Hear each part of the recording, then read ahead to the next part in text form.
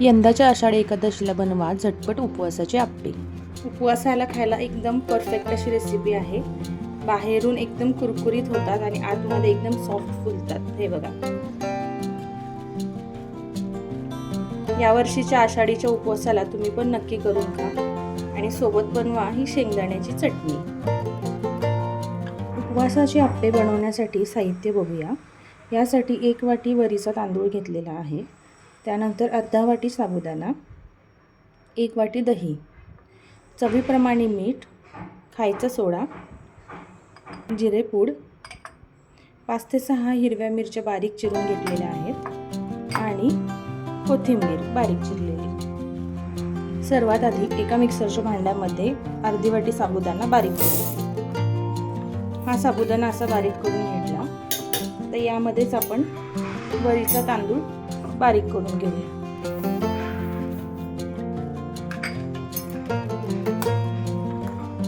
खूप बारीक अगदी आपल्याला पीठ करायचं नाही.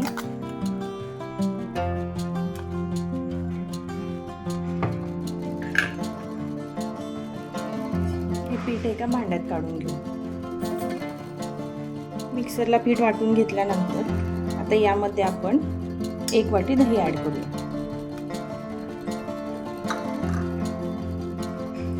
थोडं थोडं पाणी घालून आता आपण याचं बॅटर तयार करू.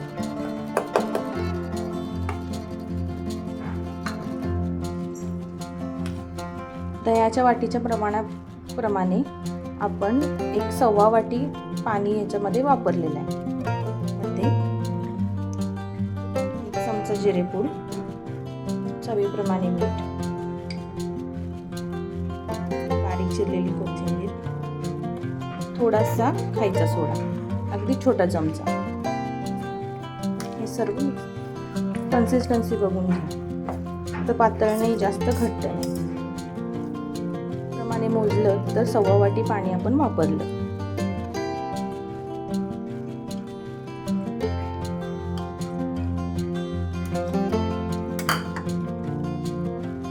आता हे मिश्रण आपण 15 मिनिटे फुलण्यासाठी ठेवून देऊ. मिनिटं झालेली आहेत. आता पीठ बघूया.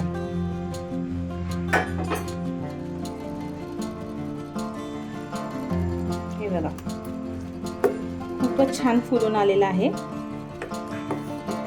आता याचे गरमागरम आप्पे करून घेऊ. आप्पे करण्यासाठी आता आपण तवा गॅसवरती ठेवलेला आहे. तो गरम झाला की आपण त्याच्यामध्ये आप्पे घालू.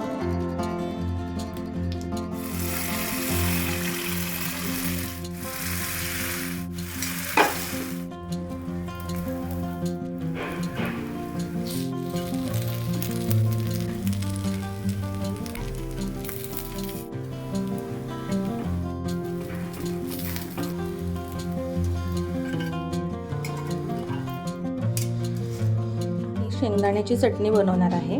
तर त्यासाठी अर्धी वाटी भाजलेले शेंगदाणे घेतलेले आहेत. छोटी अर्धी वाटी ओला खोबऱ्याचे तुकडे, 1 चमचा साखर, 4 हिरव्या मिरच्या, चवीप्रमाणे मीठ, नंतर 1 छोटी वाटी दही घेतलेली आहे, म्हणजे 4 चमचे दही आहे आणि इथं 1 चमचा जिरे आपण वापरणार आहे. हे सर्व आपण मिक्सरला बारीक करून घेणार. मिक्सरच्या भांड्यामध्ये आता हे सर्व साहित्य ऍड करून घेऊया.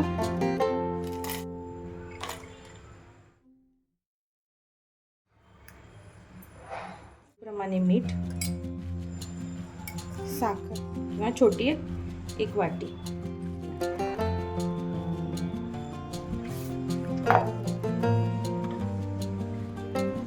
चटणी तयार आहे.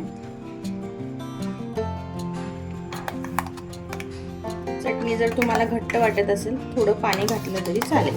भांड्यात थोडंसं पाणी घालून घेतलं आणि तयार आहे. हवं तर याला वरून तुपाची फोडणी देऊ शकता. आषाढी एकादशी निमित्त मी उपवासाच्या रेसिपीज तुमच्यासोबत शेअर करणार आहे.